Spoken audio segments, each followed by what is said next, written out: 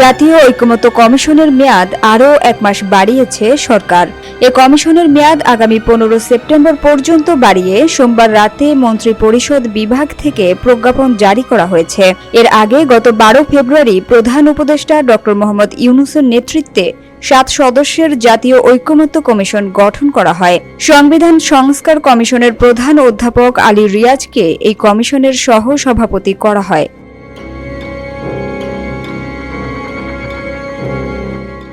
প্রতিবেদন দাখিলের জন্য কমিশনকে 6 মাস সময় দেয়া হয়। সেই সময় শেষ হওয়ার তারিখ ছিল আগামী 15 আগস্ট। তার আগেই আরও 1 মাস সময় বাড়ালো সরকার।